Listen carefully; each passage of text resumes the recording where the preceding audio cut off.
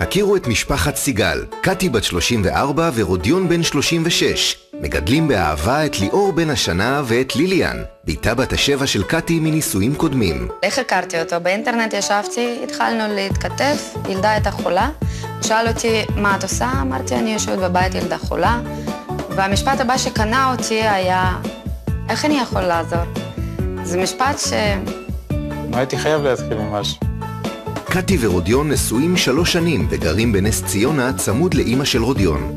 אתם תראו את הבוקר, דפיקה בדלת, נפתחת דלת, אמא עם סיר, נכנסת, בשלל קטן את המרק שלו.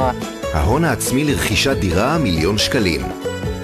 התקציב לרכישת דירה הוא מקסימום 2 מיליון שקלים.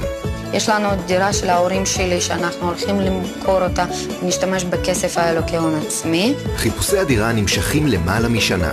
עכשיו הם מחפשים דירת 5 חדרים ו3 יחידות שירותים מקלחת, כדי שיוכלו לארח את הוריה של קטי, שמגיעים מרוסיה פעם בשנה לתקופה של חודש. יום חדש, ליאת פוגשת את קטי ורדיק אחרי לילה של התלבטויות. איך אתם? אחלה, איך ישנת? אני מצוין, ואתם? כמעט ולא. כמעט ולא. טוב, ככה זה כשהולכים לקנות דירה ב-48 שעות. כל האות. ליאת לוקחת אותם לדירה שעונה על כל ההגדרות שלהם, כולל התקציב, במרחק של כמה דקות נסיעה מנס ציונה. הנה פה הייתי גר. פה גר? פה בעצם זה הדירה שהכרתי. כן. הדירה הבאה היא דירת גן ענקית, 5 חדרים, 170 מטר, ברחובות.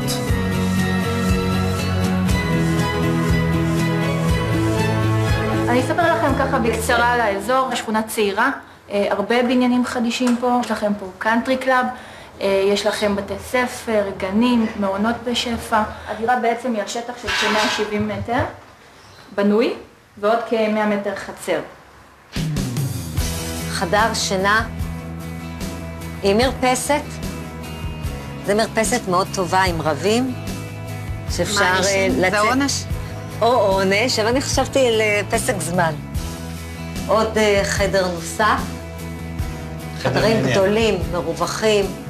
זה יכול להיות החדר שאתם תחליטו בסוף שהוא החדר שבו ההורים שלך כן נמצאים, אם אתם לא רוצים את זה כיחידה. הנה החצר. הנה החצר. זה 100 מטר? חמודה לאללה. דירה חמודה. כמה אתה מעריך שהיא עולה? אני מעריך בגלל שזאת רחובות, שזה בסביבת 1,500,000, 1,600,000. בואו נרד, נשמע על איזה מחיר אנחנו מדברים. המחיר המבוקש הוא 2,050,000. נכס מאוד מיוחד, אין בשוק הרבה נכסים כאלו, ובטח שלא באזור הזה. היה נורא כיף להכיר אתכם. תודה.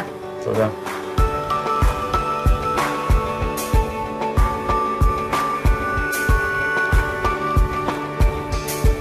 תודה רבה.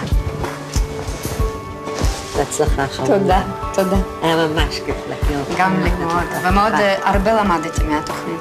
תודה.